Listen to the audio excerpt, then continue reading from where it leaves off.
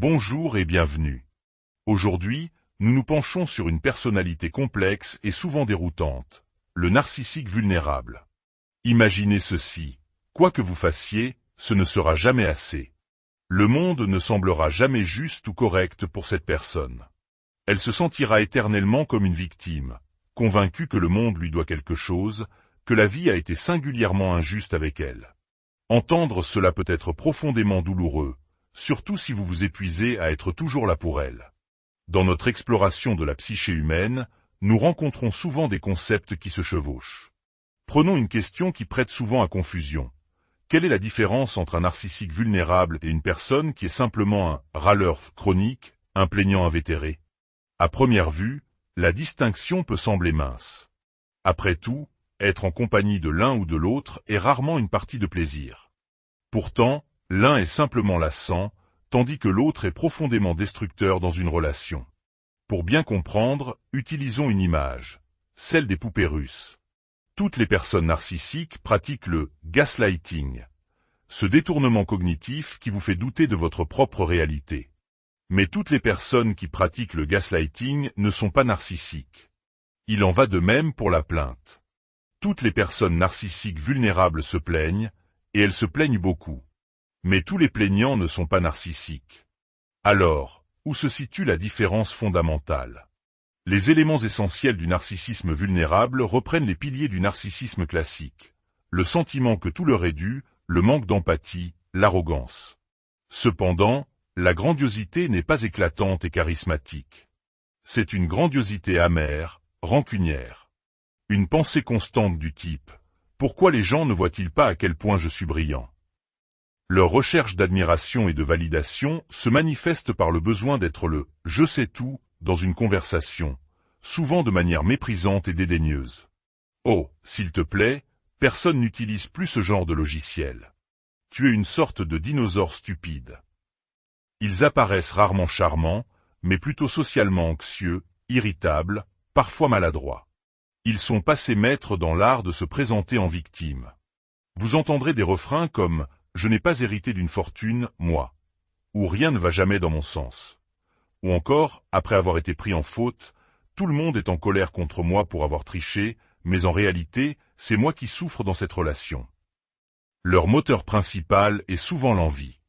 Une envie alimentée par l'observation des autres sur les réseaux sociaux, qui s'accompagne de récriminations constantes sur la vie prétendument plus fabuleuse des autres. L'espace anonyme des trolls sur Internet est leur terrain de jeu de prédilection. C'est là une différence clé. Le narcissique grandiose pense que les autres l'envient. Le narcissique vulnérable, lui, envie les autres. Ces personnes ont souvent un problème de démarrage dans la vie.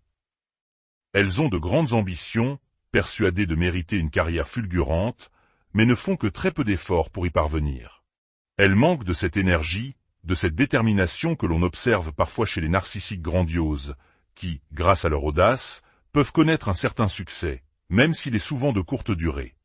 Enfin, les narcissiques vulnérables sont incroyablement susceptibles. Ils ont la peau très fine, sont hyper réactifs à la moindre critique. Leur humeur est comme une cocotte minute, prête à exploser à tout moment, une combinaison de ruminations colériques perpétuelles et de réactions vives à tout ce qui peut ressembler à un léger affront. Et bien sûr, ils se plaignent de tout. De la vie qui n'est pas juste, des autres, de la météo, du prix du lait, de la politique, de la télévision. Choisissez un sujet, ils s'en plaignent. Cette négativité chronique est si omniprésente qu'on pourrait facilement la confondre avec une dépression. C'est ce pessimisme constant qui pousse souvent leur entourage à essayer de les réconforter, de les remonter. On se dit, si seulement je pouvais leur remonter le moral, ils ne seraient pas si mal. Mais c'est une erreur. Ils sont attachés à ce mécontentement chronique. Ils sont l'incarnation du verre à moitié vide, mais se sentent en droit d'avoir un verre plein, sans jamais vouloir faire l'effort de le remplir. Alors, qu'en est-il du simple plaignant? Une personne qui se plaint beaucoup peut sembler narcissique, mais il existe des différences cruciales. Certains sont simplement pessimistes de nature.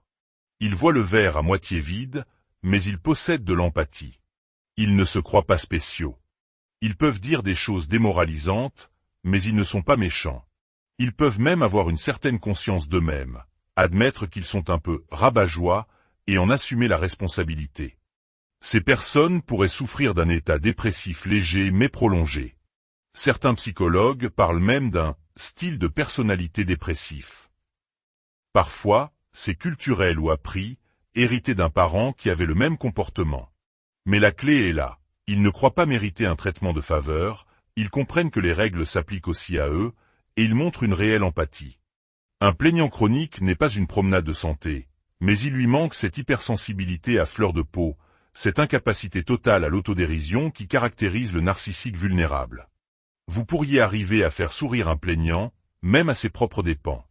C'est presque impossible avec un narcissique vulnérable. Au final, on peut se poser la question, la distinction a-t-elle vraiment de l'importance?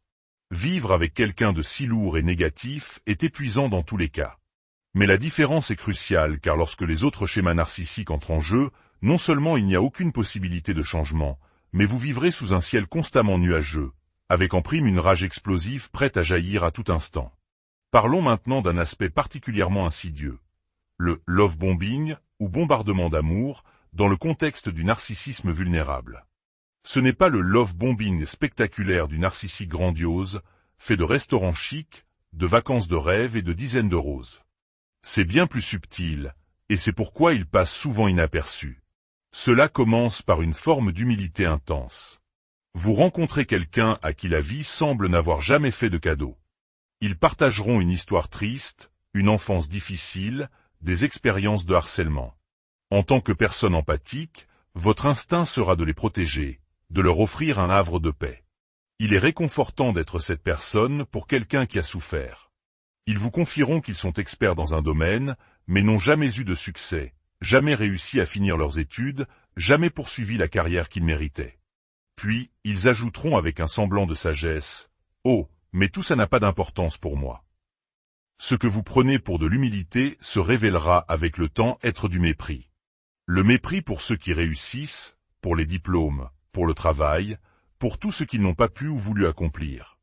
Ce partage de leur triste histoire crée un faux sentiment d'intimité profonde. Cela vous donne le courage de partager vos propres difficultés. Au début, ils écouteront, sembleront vous soutenir. Mais c'est un piège. Car tout ce que vous avez partagé, toutes vos vulnérabilités, sera un jour utilisé comme une arme contre vous. Pour les personnes qui ont une tendance à vouloir sauver les autres, c'est une sorte de love bombing inversé. Le narcissique vulnérable devient votre projet. Vous voulez l'aider à trouver un emploi, le présenter à vos contacts, lui prêter de l'argent.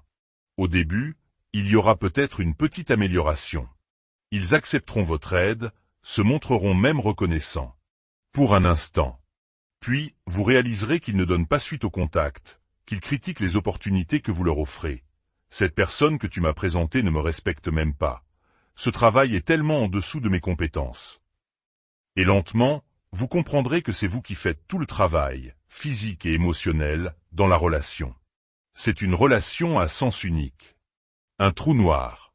Vous y jetez de plus en plus de vous-même, et tout est aspiré. Rien n'est jamais assez. Ce qui rend le départ si difficile, ce sont des émotions puissantes comme la pitié et la culpabilité. Vous vous dites qu'il ne serait pas juste d'abandonner quelqu'un qui est au plus bas. Et vous continuez d'essayer. Le narcissique vulnérable est un maître de la manipulation passive-agressive. Ils vous testeront constamment. Ils vous pousseront à bout, encore et encore, puis diront avec une voix de victime, « Tu ne m'aimes pas vraiment, n'est-ce pas ? Ou tu penses que je suis un raté, avoue-le. » Et le plus triste, c'est qu'ils ont souvent raison. Après des mois ou des années de ce traitement, vous ne les aimez plus. Vous pensez qu'ils sont des ratés. Mais en tant qu'âme empathique, vous ne voulez pas dire quelque chose d'aussi cruel. Alors vous tombez dans le piège du réconfort, mais non, bien sûr que je t'aime. Vous pourriez même vous excuser. C'est de ma faute, je ne montre pas assez mes sentiments. À cet instant, deux choses se produisent. Le narcissique est récompensé pour sa manipulation. Et vous, vous vous sentez honteux, frustré et en colère, coincé dans un mensonge. Alors, comment irriter un narcissique vulnérable? Comment, sans le vouloir, se retrouver sous sa peau? La réponse est aussi simple que tragique, en étant vous-même. En étant heureux. en vous amusant, en réussissant, en profitant des moments simples et doux de la vie. Votre joie est une agression pour eux. Si vous appréciez une fête, ils critiqueront les invités. Si vous admirez un jardin, ils feront une remarque cynique sur l'inutilité de la chose. Ils sont des voleurs de joie, et ils s'emploieront à gâcher chaque parcelle de votre bonheur avec leur amertume et leur ressentiment. Votre succès est la preuve ultime de l'injustice du monde à leur égard. Ils le dévaloriseront, l'attribueront à la chance ou à des moyens malhonnêtes. Votre réussite ne fait que renforcer leur sentiment d'être une victime. Se libérer de ce type de relation est l'une des choses les plus difficiles qui soient. Les plus belles parties de vous-même, votre gentillesse, votre empathie, votre désir d'aider, sont précisément celles qui vous retiennent prisonnier. Si vous êtes dans une telle situation, sachez que l'acceptation radicale est votre meilleur allié. Acceptez que vous ne pouvez pas les changer. Acceptez que quoi que vous fassiez, ils continueront de vous accuser et de se plaindre. Se protéger de cette dynamique n'est pas un acte d'égoïsme, c'est un acte de survie. Vous avez le droit de protéger votre lumière, votre joie et votre paix intérieure. Et rappelez-vous que même si leur comportement peut susciter de la pitié, cela n'excuse jamais l'abus émotionnel. Votre bien-être doit toujours être la priorité. Si ce que vous avez entendu aujourd'hui résonne en vous ou vous fait penser à quelqu'un, n'hésitez pas à partager cet enregistrement. La connaissance est la première étape vers la compréhension et la guérison. En la diffusant, nous pouvons aider d'autres personnes à mettre des mots sur leurs souffrances et à trouver la force de s'en sortir. Merci de votre écoute.